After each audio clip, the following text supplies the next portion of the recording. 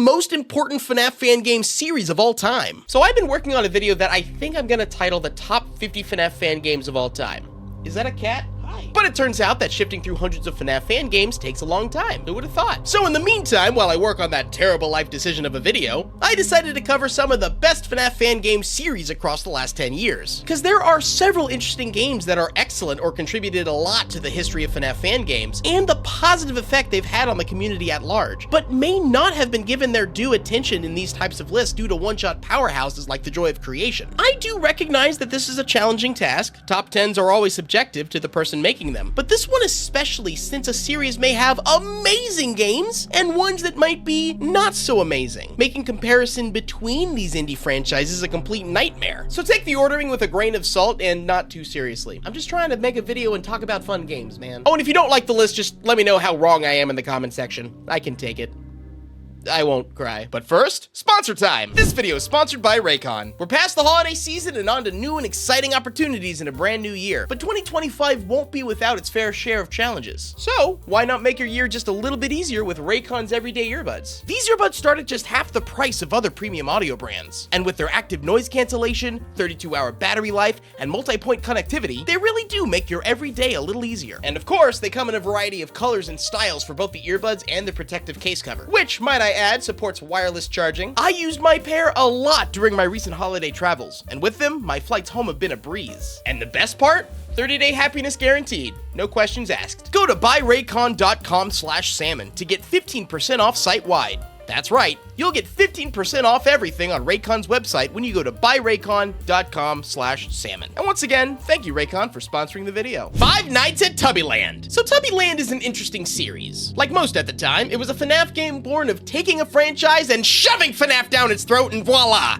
Five Nights at Elmo's, for example. Now most of the time the result would be a game that could be best described as meh. Subpar fandom-obsessed carbon copies of FNAF down to the mechanic. More often than not, these games would turn into series with subsequent games that could also be described as meh. Many devs who were doing this were doing it for the fun of just making silly games, not necessarily going out to make an amazing FNAF fan game series. And that's really okay. I'm not putting anyone down who wants to make a FNAF scratch game. You want to make Five Nights at Blue's Clues 7?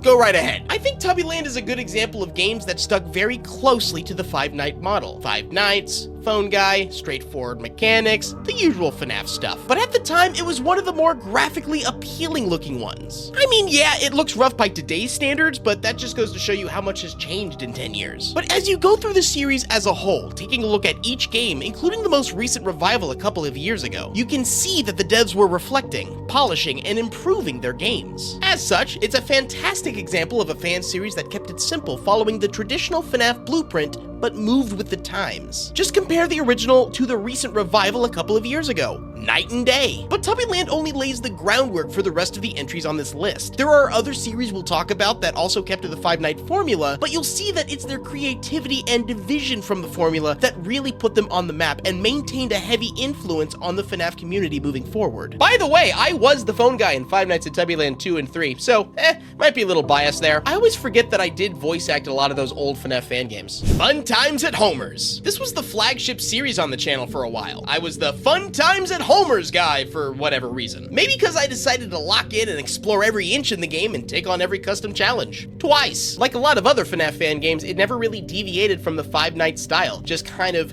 rolling along with each mainline FNAF. For example, Fun Times at Homer's 2 is unsurprisingly very much like FNAF 2. Homer's 3? FNAF 3. But what puts this series in this list is 1, its dedication to its unapologetically weird plotline, and 2, its choice in experimenting with mechanics and interactions with animatronics that we haven't seen before. Or since, for that matter. Except for the Homer's 2 math mechanic. Animatronic Flanders is a... No, that's -5. That's -5! That's -5! Dude, why? Just a quick PSA. Don't put math as mechanic in your FNAF fan game, unless you really want to. I don't care. I'm not your dad. Between night minigames, permanent and temporary items to help you survive, a creative way to have a second chance to extend your power if you done goofed up, heck, friendly animatronics that help deter the bad ones from attacking. It's all those little additional mechanics and ideas sprinkled throughout that really shaped the series and made it stand out. I had a lot of fun live streaming through the custom nights and, of course, beating the all max mode. Oh, I did it! Oh, I did it! Oh my god! Twice. Yeah, we did it! We did it! Did I beat the all max mode in Fun Times at Homer's too? I don't really remember. If I didn't, it was because of the math. And I already hear you in the comment section, but the Homer's 3 all max mode is a nightmare. Don't ask me to do it. I will actually die. 5 Nights at Candies. Oh, Candy and your silly broken games. I only point that out because I had a lot of fun breaking candies too, but this was a significant addition to the FNAF zeitgeist. So much so that it's now a part of the FNAF Universe Infinity Alliance Avenger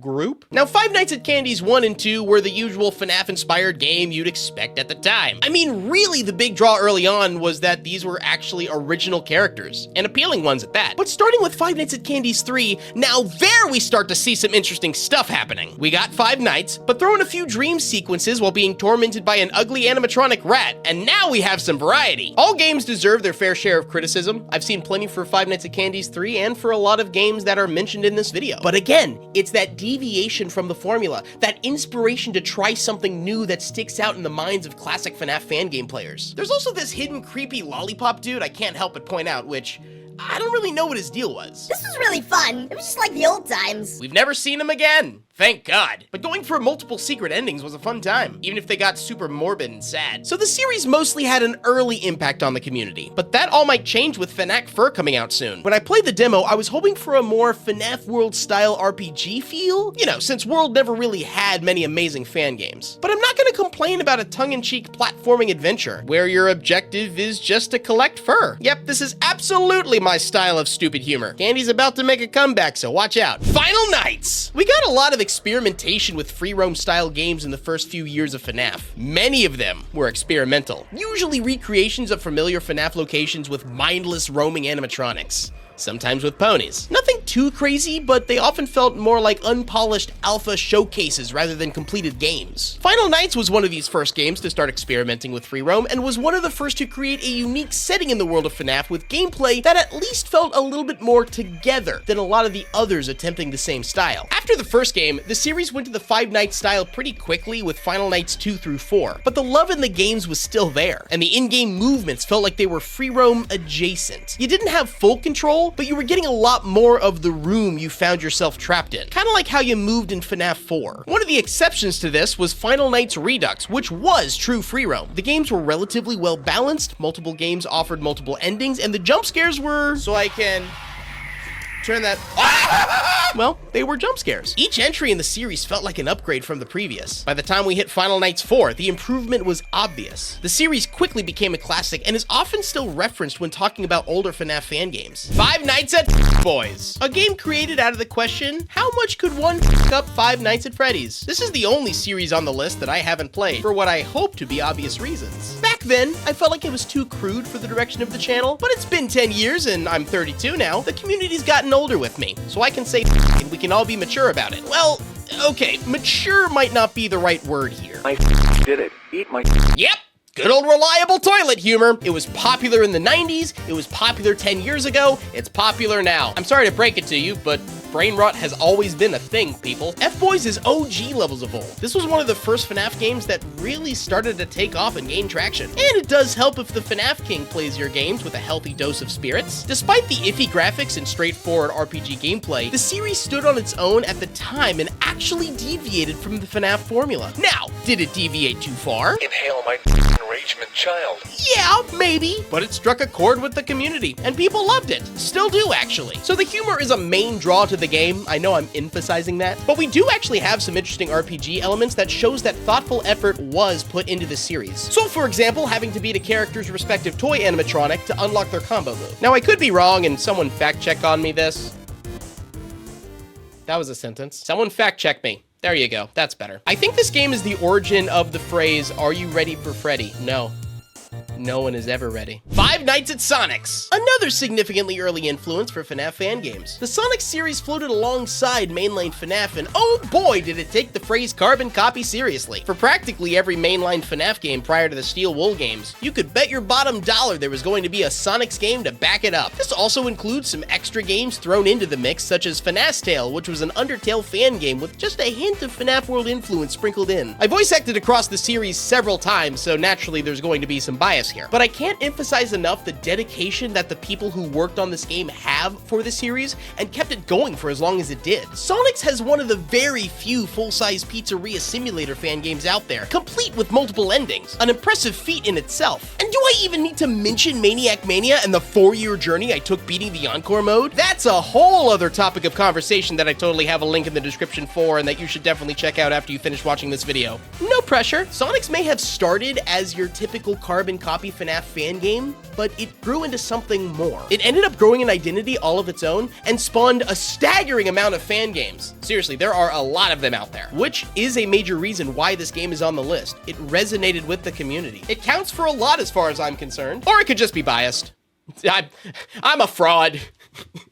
Oh well! Treasure Island. The original Treasure Island game is often considered to be the first FNAF fan game to ever be made, and that's actually likely the case. However, someone needs to fact check me on that. I've had trouble looking for the game's actual release date. This is one of the few series that has changed hands multiple times. Some for the better, some for the worse, all referring to their iteration as the official one, which is odd to me. Calling the games official, that is. Like, what does that even mean here? What makes it official? These are all fan games that don't get a piece of that lucrative FNAF pie. I'm going off of the Wikipedia of what the community treats as official, and for the most part, I do agree with its list. Sure, the original Treasure Island game helped put FNAF fan games on the map, a significant achievement in itself. But specifically games led by Photo Negative Mickey, now known as Malrat, and Radiance team, spearheaded Mickey into an indie horror icon. The Photo Negative Mickey era of Treasure Island is notable for the sheer amount of games that flooded Game Jolt. Abandoned Discovery Island, Let the Show Begin, Original Revamp, End of Disney, Scrap, The Lost Ones. What are these names? The list of Treasure Island characters alone is enough to make your head spin.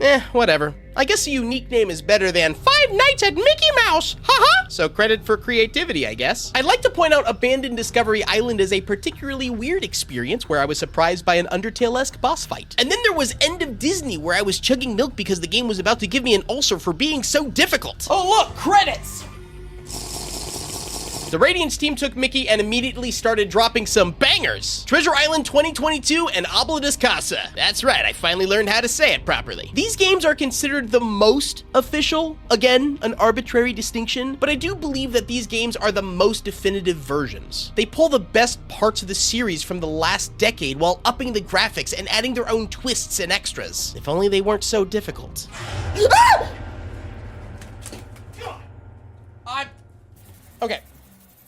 Okay, so that's a whole thing. Popgoes. That darn weasel, stuck again in development hell. Okay, that's not really fair to say, I guess. Popgoes games have always seemed to have enormous development time frames, but the final products have been quality, starting with a polished Five Nights formulaic experience, followed up with drastic changes in gameplay styles with both Popgoes Arcade and My Popgoes. The OG Popgoes has its place in FNAF fan game history, and I'm sure Popgoes Evergreen is going to be a banger whenever it comes out. But if we were only talking about those two games, this series wouldn't be this high on the list. It's the spin-off games that I think deserve more of the spotlight and have really shown creativity, backed with talent, to deliver some very interesting experience that you wouldn't necessarily expect from a FNAF fan game. I've given Popgoes Arcade so much praise in the past, and I still think it deserves it. It's the closest thing we have to a FNAF World fan game, but I do understand that RPGs can be a mess to make because you gotta take the battle system into account. Makes sense why there aren't too many floating around, or at least ones that are a little bit more PG. Popgoes Arcade goes hard. You can tell that effort went into this game, and there's a good amount of content to play around with if you want to get 200% completion. But now follow that game up with My Popgoes, another creative addition to the Popgoes canon, I think. It feels more like a cutesy teaser game as we eventually get to Evergreen, but even looking at My Popgoes as its own game, separate from the Popgoes series, I still find it very creative, which I think is a word that encapsulates not only Popgoes as a series, but many of the games on this list. You gotta make a splash in any field you find yourself in, especially in the entertainment business. Day Shift at Freddy's. I already talked about this series in my top 10 best FNAF fan games video, but whatever. I'll gush over it again. Day Shift at Freddy's is such a fun ride if you like all the silliness and stupidity stupidity that humanity has to offer. I honestly mean that in a loving way. Five Nights at F-Boys is in the same category, but Day Shift stands out because although it relies on some crude humor like F-Boys, I feel like it takes things a step further and offers more. A humorous storyline, multiple endings, and a variety of wacky characters to interact with. Why, hello there, old sport. That voice line will forever be ingrained into my memory. Across all three games, there are over 50 endings to find. The series has a lot of playability and allows players to experiment with their options and really let loose with some of the more wild options. Day Shift solidified itself in the community as another series to offer some levity in a sea of fan games filled with horror and murder. Its impact and sheer size helped to push it higher up onto this list. Now, before I talk about the series that I believe has had the most significant impact on the FNAF community at large, I have a little bonus entry. Final Hours. The series has no business being on this list, but I can't help it. I think that other franchises have done more for the FNAF community as a whole, which is more the point of this video, but this particular series has done a lot for me. I just didn't realize it until years later. Final Hours asks the question, what if FNAF, but jazz? And for those who don't know, Final Hours is the series that gave birth to the TheGameSalmon, a spur-of-the-moment improv that gave me a whole new persona to play with for years to come. Ironically, the TheGameSalmon wouldn't have been created if the game wasn't so darn boring. The first game has you sitting in your office while animatronics slowly stroll their way towards you to funky jazz beats at a pace that makes Gary the Snail look like Lightning McQueen. So, being a content creator, I gotta fill in the empty space somehow. Cookies.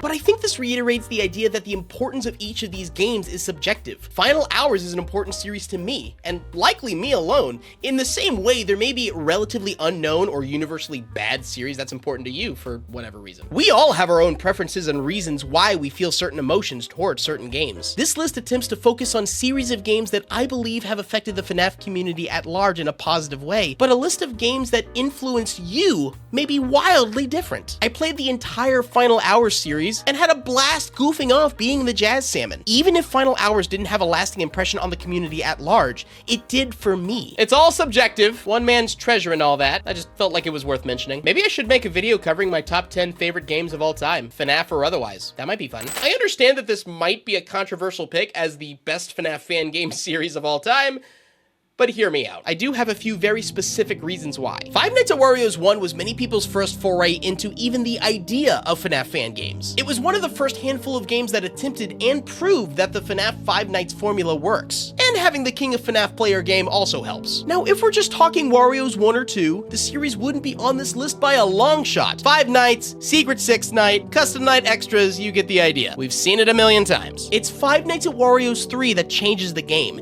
and in my opinion, this might be the most influential game in FNAF fan game history. Just not many people realize it. Again, we're talking super early in the FNAF era, circa 2015. I mean, Warios 3 specifically was only released about a month after FNAF's third installment, which also showcases how quickly these carbon copies came out once a FNAF game dropped. All these fan games were being developed right alongside the mainline games, which is probably a reason why they all look the same. But Warios 3 didn't follow the FNAF 3 formula, probably because most of its development took place prior to FNAF 3's release. So there wasn't much to base the new game on. And it's this third installment of the FNAF Wario series that I think was the major catalyst for developers to start branching out more than just the copy and paste games that we've been getting the last few months. This is where my theory kicks in, so bear with me. Five Nights at Warios not only gave you the choice every night on which room you were going to stay in to fend off bloodthirsty Nintendo copyright characters, but each room featured different characters with different mechanics to deal with. A later update improved on this idea with Quest Mode, which gave you a lot more freedom to pick and choose how you wanted to get through each night and in what room, ultimately how you were going to survive. This was a brand new concept for FNAF fan games, to experiment and try something new rather than stick strictly to Scott Cawthon's way of doing things. I can't prove it, and I don't think it was the devs' intention, but I truly think that Warios 3 was the first FNAF fan game, or one of the first, to show that you can do something different with the FNAF formula. You don't have to stick with Five Nights stuck in the same pizzeria office while dealing with copies of the original 4 animatronics. I think that these games started to change the mindset of how we approach making FNAF fan games, and gave devs the inspiration to be like, hey, I could do something different too. Maybe I'm being overly dramatic with how important Warios 3 may actually be, but that's just a theory. A game theory! Take away my Wario's 3 hypothesis for a moment and just look at the series and its curious nature at trying new concepts not yet attempted in the FNAF space. Five Nights at Wario's 4 broke the fourth wall, forcing you to deal with characters by using a drop-down menu in your Windows bar. 5 Shows at Wario's takes everything Wario and dials it up to 11. In later versions, different Wario games interact with each other in different ways. Cause it's not just Wario's 3 that potentially influenced the internet. You want to question Wario's impact on the FNAF community? Do you see how many Wario's FNAF games there are? The amount is staggering. Why? I have no earthly idea. And the crazy part is that even 10 years later, Wario's is still going strong, both in the fan game department and with the official Wario series itself. Talk about dedication! There's a reason why my Five Nights at Wario's playlist is my most watched playlist on my channel. I've made peace that I will never escape this series. The dev could release Five Nights at Wario's 1 again for like the 8th time in 15 years, and people will still beg me to play it. I'm not joking, by the way. We're on like, what, version 5.0? There is no escape, and 5 shows at Wario's. My new Maniac Mania. My new White Whale. I'm coming for that 200%. You just wait. So that's another top 10 for the books, or playlists rather, but I honestly can't shake the feeling that I've forgotten crucial moments in FNAF history that I should have included in this video. I'm sure y'all will let me know in the comment section what series I've missed in a calm and reasonable manner, like everyone is on the internet nowadays. But now it's time to get back to writing my script for the top 50 FNAF fan games of all time. Sorry, Dan, it's happening. And remember, you can contact me at 555 Hot Jazz in your face if you would like to discuss all hot jazz in your face.